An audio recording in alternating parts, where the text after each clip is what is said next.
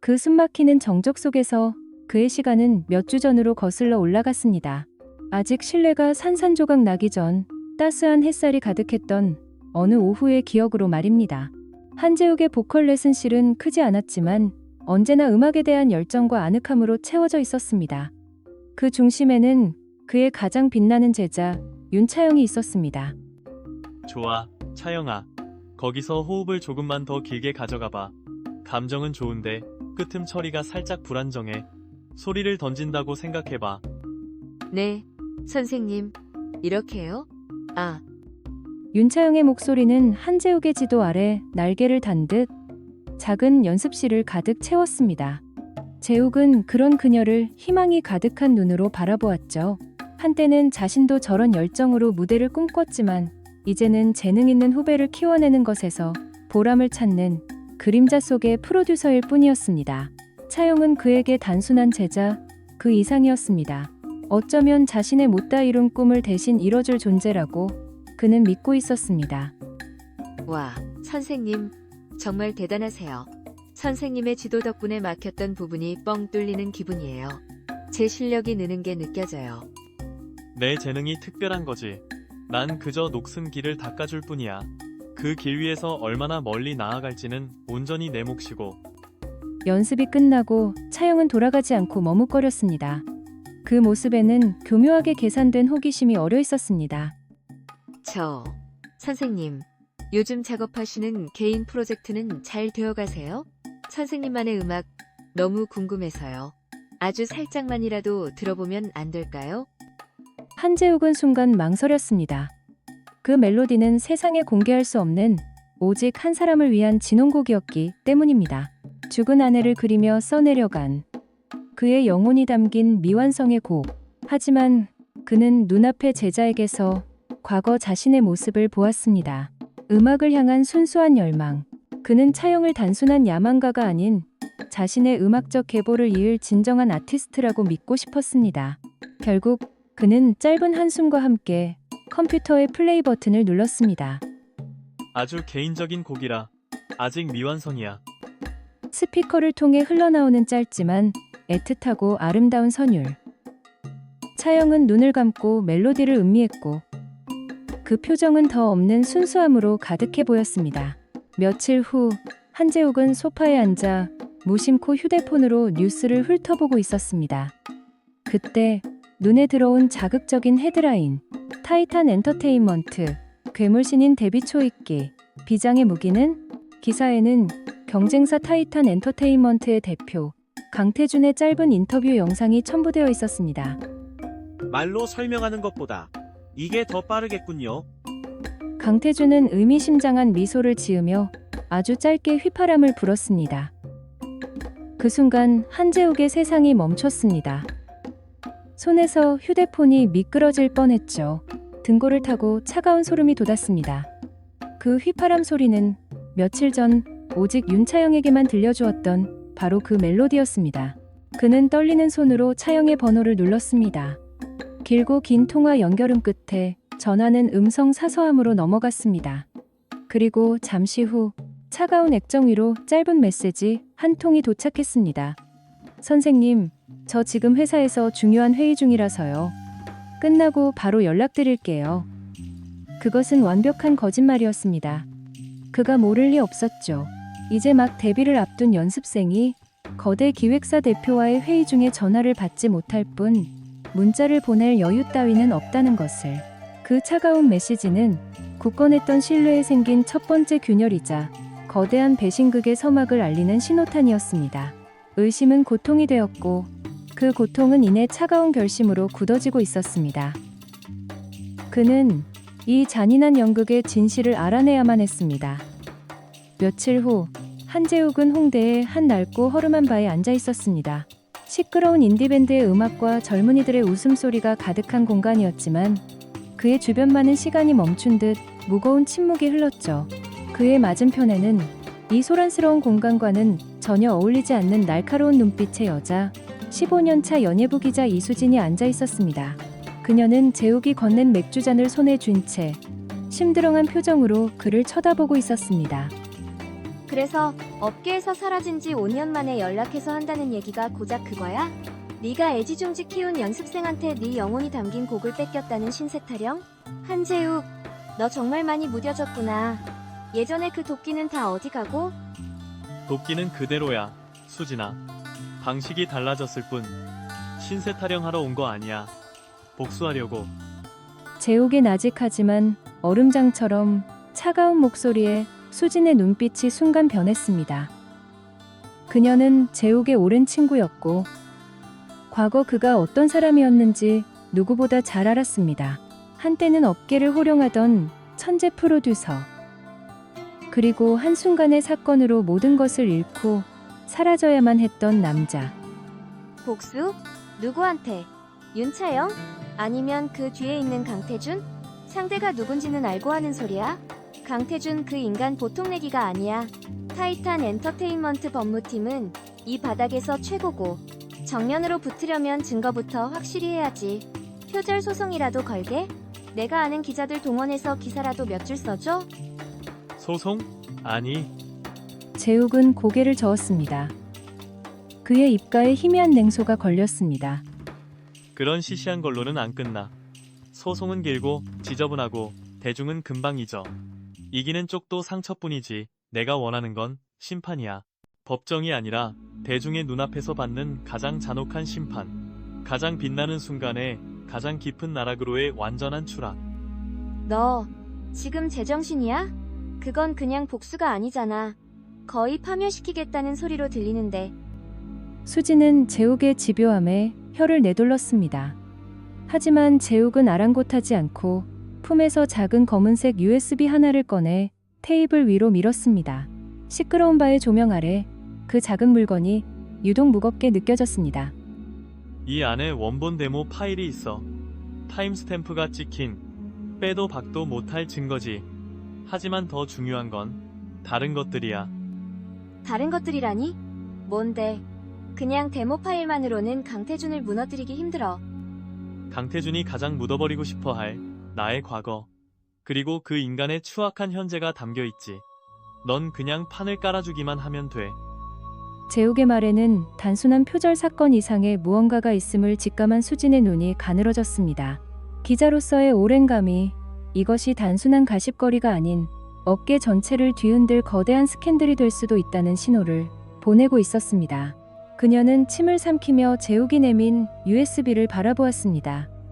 구체적인 계획은? 뭘 어떻게 하자는 건데? 정면 공격은 없어. 처음에는 안개처럼 소문처럼 퍼져나가야 해. 각종 음악 커뮤니티, 연예 관련 익명 게시판에 의혹을 제기하는 거지. 윤차영 데뷔곡, 예전 한재욱 프로듀서 스타일과 너무 흡사하지 않나? 이런 식으로 씨앗을 뿌리는 거야. 여론전이라 밑밥을 깔아두겠다는 거군. 사람들이 의심을 품기 시작하면 작은 증거 하나도 큰 파급력을 갖게 되니까. 맞아. 그리고 네가 필요해. 넌 기자들을 움직일 수 있잖아. 직접 나서지 말고 다른 기자들에게 슬쩍 소스를 흘리는 거야. 타이탄 신인 곡에 표절 의혹이 있다더라 정도로 그들이 스스로 파헤치게 만드는 거지. 둘은 테이블 위로 몸을 기울였습니다. 시끄럽던 바의 소음은 저 멀리 배경처럼 아득해졌고 두 사람 사이에는 치밀한 복수를 위한 거미줄이 쳐지고 있었습니다. 대중의 심리를 이용하고 미디어를 조종하며 가장 극적인 순간에 모든 것을 터뜨리기 위한 완벽한 시나리오였습니다. 너 정말 괜찮겠어? 한번 시작하면 이거 못 물러. 내 이름도 내 기자 생활도 전부 다 걸어야 할지 몰라. 수진의 진심 어린 걱정에 재욱은 들고 있던 술잔 속 자신의 일그러진 얼굴을 바라보았습니다. 그의 눈에는 더 이상 분노나 슬픔이 아닌 텅 빈 공허함과 차가운 결의만이 남아 있었습니다. 내 모든 걸 앗아간 놈들이야. 더 이상 잃을 것도 없어. 그렇게 복수의 거미줄이 쳐지기 시작했습니다. 대중의 눈에 보이지 않는 곳에서 가장 화려한 무대를 무너뜨리기 위한 치밀하고 잔혹한 계획이 이제 남은 것은 먹잇감이 스스로 거미줄에 걸려들기만을 기다리는 것뿐이었습니다. 그날 이후 세상은 두 개의 다른 방향으로 흘러가기 시작했습니다. 하나는 대중의 눈부신 조명 아래에서, 다른 하나는 아무도 모르는 짙은 그림자 속에서였죠. 타이탄 엔터테인먼트는 막대한 자본을 쏟아부으며 윤차영이라는 새로운 별을 띄우기 위한 대대적인 광고와 프로모션에 돌입했습니다.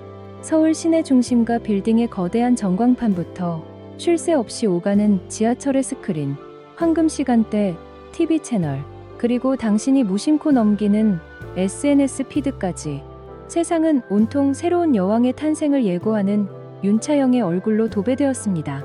유명 음악방송의 MC는 그녀를 혜성처럼 나타난 업계의 보물이라 칭했고, 인기 예능 프로그램은 그녀의 데뷔 전 일상을 담은 짧은 클립을 연일 내보냈습니다. 대중은 천재 작곡가형 아이돌의 탄생이라며 그녀에게 열광하기 시작했죠. 그리고 그 화려한 빛의 이면에서는 이수진이 움직이고 있었습니다.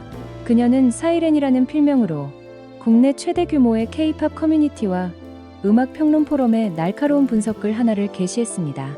윤차영 데뷔곡, 신기루, 멜로디 라인, 심층 분석, 잊혀진 천재 프로듀서 HJ의 스타일과 놀라울 정도의 유사성.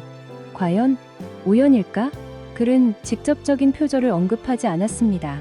다만 교묘하게 전문가의 시선으로 두 음악 스타일의 공통된 시그니처, 악기 구성, 그리고 감성의 결을 조목조목 짚어냈죠. 그 글은 순식간에 뜨거운 감자가 되었습니다. 듣고 보니 진짜 비슷하네. 이건 오마주 수준이 아닌데? 같은 댓글들이 쏟아지는 한편 데뷔도 안 한 애한테 너무 잔인한 거 아니냐. 시기하는 안티들의 발악일 뿐이라는 옹호의 목소리도 거셌습니다. 하지만 중요한 것은 의심의 씨앗이 뿌려졌다는 사실이었습니다. 폭풍 전야의 고요함처럼 수면 아래에서는 거대한 파도가 일렁이고 있었습니다. 하지만 폭풍의 눈 한가운데 있는 윤차영은 그 모든 것을 알아채지 못했습니다. 성공에 대한 확신과 자기만족에 취해 있었기 때문이죠. 데뷔 쇼케이스를 며칠 앞둔 마지막 레슨 날, 그녀는 더 이상 한재욱의 말에 집중하지 않았습니다. 그녀의 손가락은 연신 스마트폰으로 자신의 이름이 언급된 기사와 댓글들을 새로 고침하고 있었고, 입가에서는 만족스러운 미소가 떠나지 않았습니다. 선생님, 저 이제 진짜 곧 데뷔해요. 강태준 대표님이 그러시는데 제 데뷔 앨범 선중 물량만 벌써 10만 장이래요. 완전 대박이죠? 제 이름이 실시간 검색어 순위에도 계속 오르내리고요. 이제 선생님께 배우던 기초는 다 잊어야 할까봐요. 대표님은 제게 더 큰 그림을 보라고 하셨어요. 대단하구나. 직접 작곡 한 곡으로 데뷔하는 기분은 어때? 한재욱의 목소리는 평소와 다름없이 차분했지만 작곡이라는 단어에 실린 미세한 가시는 오직 그만이 아는 것이었습니다. 그의 차가운 시선이 그녀의 들뜬 얼굴에 잠시 머물렀습니다. 온 세상이 내 음악을 듣게 될 텐데 내 곡에 대한 영감은 어디서 얻었는지 궁금하네. 특히 그 브릿지 부분의 멜로디는 아주 독특하던데 국내에서는 좀처럼 쓰지 않는 코드 진행이거든. 해결되지 않은 텐션을 그대로 남겨두는 건 보통 대담한 선택이 아닌데 말이야. 그 순간 차영의 표정이 찰나의 순간 굳었습니다. 그녀는 재욱의 날카로운 질문에 잠시 당황했지만 이내 특유의 자신감 넘치는 미소로 얼굴을 가렸습니다. 그녀의 오만함이 당혹감을 빠르게 집어삼켰습니다. 아, 그건 그냥 어느 날 샤워하다가 갑자기 떠올랐어요. 마치 꿈에서 들었던 멜로디 같기도 하고. 천재들은 다 그렇잖아요. 그냥 하늘에서 뚝 떨어지는 거죠. 영감이란 게. 대표님도 그 부분이 제 음악의 킬링 포인트래요. 대중은 예측 불가능한 것에 열광한다고요. 너무 교과서적인 음악은 지루하잖아요. 선생님. 그녀가 콧노래를 부르며 연습실을 떠난 후 재욱은 텅 빈 공간에 남아 그녀가 방금 한 말을 곱씹었습니다. 그는 속으로 비웃었죠. 그녀와 강태준은 결코 알아채지 못했습니다. 재욱이 일부러 원본 데모에 심어놓은 자신만이 아는 그 미세한 불협화음을 죽은 아내와 자신만이 공유했던 미완의 약속 같은 그 어색한 코드를, 전문가라면 누구나 어색하게 느낄 그 코드 진행을 그들은 조금의 의심도 없이 예측 불가능한 킬링 포인트라며 그대로 베껴냈습니다. 도둑은 훔친 보석의 진정한 가치를 모르는 법이니까요. 그 어색한 코드는 바로 그들이 도둑이라는 것을 증명하는 지워지지 않는 낙인이었습니다. 쇼케이스 전날 밤, 윤차영의 휴대폰이 울렸습니다. 발신자는 강태준이었습니다. 그녀의 목소리에는 애써 감춘 불안감이 묻어났습니다. 대표님, 인터넷에 이상한 글들이 좀 돌던데 괜찮을까요?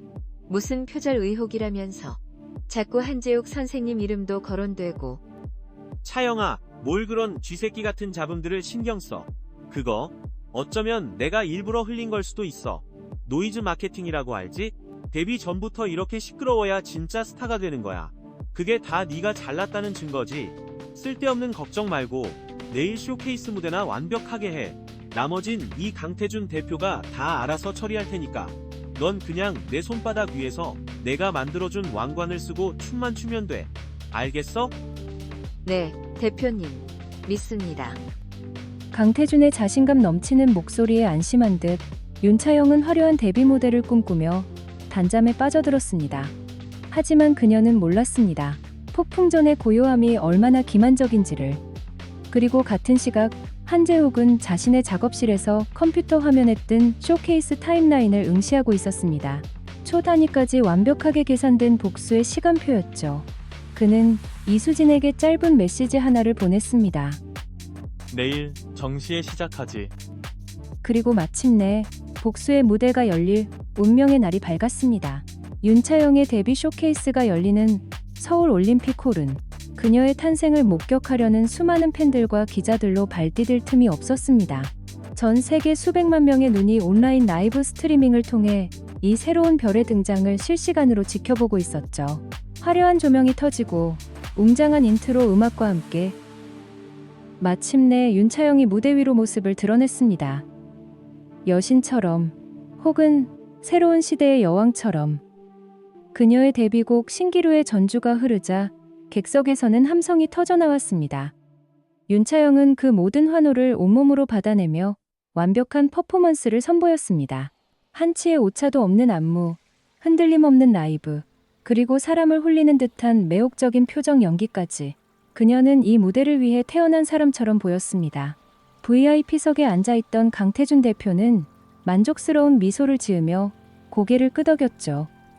모든 것이 그의 완벽한 계획대로 흘러가고 있었습니다. 음악이 절정으로 치닫고 마지막 고음이 공연장을 꿰뚫은 뒤 윤차영은 땀 흘리며 숨을 고른 채 세상에서 가장 행복한 미소로 엔딩 포즈를 취했습니다. 하지만 그 환호성이 정점에 달한 바로 그 순간 공연장에 기이한 정적이 흘렀습니다. 무대 뒤 가로 20m 크기의 거대한 LED 스크린, 화려한 타이탄 엔터테인먼트의 로고가 빛나야 할 그 자리에 예상치 못한 화면이 떠올랐기 때문입니다. 그것은 이수진 기자가 운영하는 독립 언론사의 웹페이지였습니다. 그리고 그 페이지 중앙에는 칼날처럼 날카로운 헤드라인이 박혀 있었습니다. 거짓된 신기루의 진실. 신인 윤차영. 잊혀진 천재 한재욱의 미발 표곡을 훔치다. 일순간 모든 소음이 멎었습니다. 팬들의 웅성거림, 기자들의 당황한 속삭임, 그리고 곧이어 객석 곳곳에서 수백 개의 스마트폰이 동시에 울리기 시작했습니다. 이수진이 모든 기자와 방송 관계자들에게 해당 기사의 링크를 일제히 전송한 것이었죠. 사람들은 홀린 듯 기사를 읽어내려갔고 공연장의 공기는 급속도로 차가워졌습니다. 기사에는 빼도 박도 못할 증거들이 줄지어 있었습니다. 첫 번째 증거는 몇 년 전 날짜가 선명하게 찍힌 한재욱의 원본 데모 파일이었습니다. 아무런 기교 없이 오직 피아노와 그의 목소리만으로 녹음된 것일지만 애절한 원곡이 공연장에 울려 퍼졌습니다. 두 번째는 오래된 영상이었습니다. 지금보다 젊은 한재욱이 그의 작업실에서 환하게 웃고 있는 아내를 위해 피아노로 바로 그 멜로디를 연주하는 모습이었죠. 그들의 사적인 행복이 담긴 영상은 이번 절도가 단순한 표절이 아닌 한 사람의 가장 소중한 추억을 짓밟은 행위임을 보여주었습니다. 그리고 마지막, 결정적인 증거가 스크린을 채웠습니다.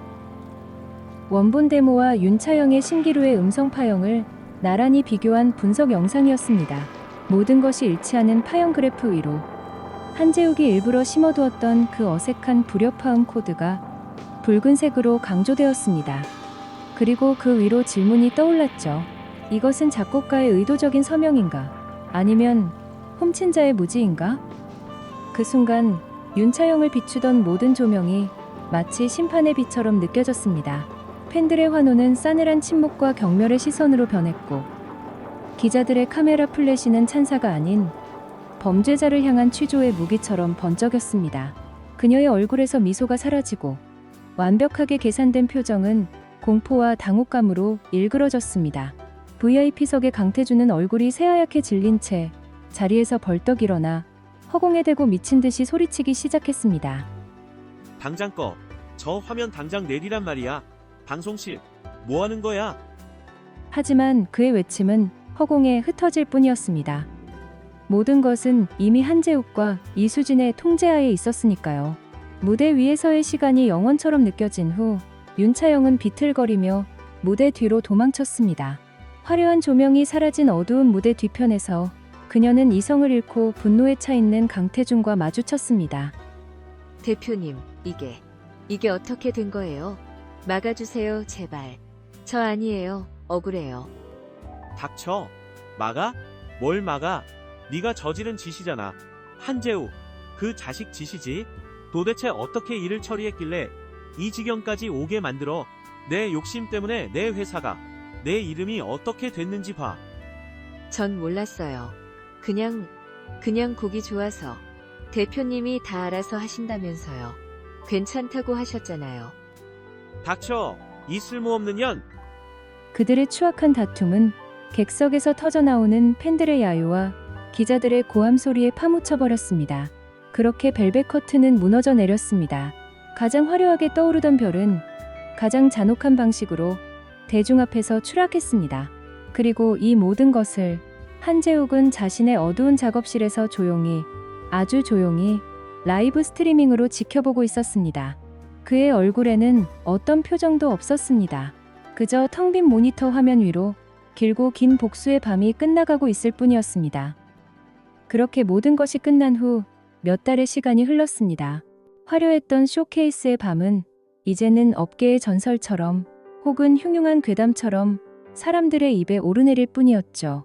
천재 소녀 윤차영은 희대의 사기꾼으로 낙인 찍힌 채 대중 앞에서 완전히 사라졌습니다. 그녀가 그토록 원했던 스타라는 이름 대신 씻을 수 없는 오명을 얻은 채였죠. 그녀의 이름은 더 이상 어떤 기사에서도 찾아볼 수 없었습니다. 그녀를 내세워 거대한 제국을 꿈꾸던 강태준 대표와 타이탄 엔터테인먼트는 끝없는 추락을 맞았습니다.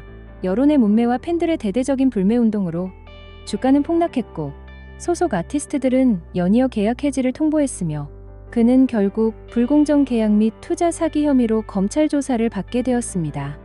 그가 쌓아올린 탐욕의 성은 그렇게 하룻밤에 신기루처럼 허무하게 무너져 내렸습니다. 그리고 한재욱은 여전히 자신의 작은 작업실에 있었습니다. 시간이 멈춘 듯한 그 공간에서 그는 먼지가 뽀얗게 쌓인 낡은 사진 한 장을 가만히 들여다보고 있었습니다. 환하게 웃고 있는 아내의 사진이었죠. 복수는 끝났지만 그의 마음속에 기쁨이나 환희는 없었습니다. 복수는 달콤하지 않았습니다. 그저 텅 비어버린 공허함과 지독한 열병을 앓고 난 뒤에 차가운 평온만이 남았을 뿐입니다. 그는 그저 아내의 멜로디에 대한 빚을 갚았다고, 그녀의 영혼을 더럽힌 자들에게 정의를 되돌려 주었다고 생각했습니다. 그날 저녁, 이수진이 소주 한 병을 들고 그의 작업실을 찾아왔습니다. 그녀는 아무 말 없이 재욱의 잔을 채웠습니다. 꼬리말이 아니네. 잠은 좀 자냐? 얼굴이 반쪽이 됐어. 오랜만에 푹 잤어. 아주 길고 어두운 꿈에서 깨어난 기분이야. 두 사람은 한동안 말없이 술잔만 기울였습니다. 창밖으로 서울의 야경이 반짝였지만 그 빛은 작업실 안에 침묵을 깨뜨리지 못했습니다. 수지는 재욱의 텅 빈 눈을 바라보며 조심스럽게 입을 열었습니다. 후회 안 해? 이렇게까지 할 필요가 있었을까? 뭐 그런 생각. 재욱은 천천히 고개를 돌려 책상 위 아내의 사진을 바라보았습니다. 그의 눈빛이 아주 미세하게 흔들렸습니다. 후회는 없어. 그냥 해야 할 일을 했을 뿐이야. 그 멜로디는 내 것이기도 했지만 원래 그 사람의 것이었으니까 그 추억을 더럽힌 값을 치르게 해줬을 뿐이야. 이건 나의 정의 방식이었어. 그래, 내 방식대로의 정의라. 수진이 돌아가고 작업실에는 다시 깊은 정적이 찾아왔습니다. 그는 모든 것을 끝냈다고 생각했죠. 과거와의 지독한 악연도, 자신을 올가매던 복수심도. 하지만 바로 그때 그의 휴대폰이 짧게 울리며 새로운 메시지를 알렸습니다. 그가 가르쳤던 윤차영의 그늘에 가려져 있던 성실한 제자 박서준이었습니다. 그날 차영이 혼자 연습실에 남는 것을 목격했던 바로 그 학생이었죠. 메시지에는 짧은 글과 함께 데모 파일 하나가 첨부되어 있었습니다. 선생님, 저 서준이에요. 제 자작곡 데모인데 혹시 한 번만 들어봐 주실 수 있을까요? 재욱은 한참 동안 그 메시지를 바라보았습니다. 까만 화면에 비친 자신의 얼굴은 여전히 지쳐 보였지만 텅 비어 있던 그의 눈동자에 아주 작은 빛이 들어오는 듯 했습니다. 그의 입가에 아주 오랜만에 희미한 미소가 떠올랐습니다. 그것은 승리의 미소도 만족의 미소도 아니었습니다. 어쩌면 새로운 시작을 예감하는 작은 온기 같은 것이었죠.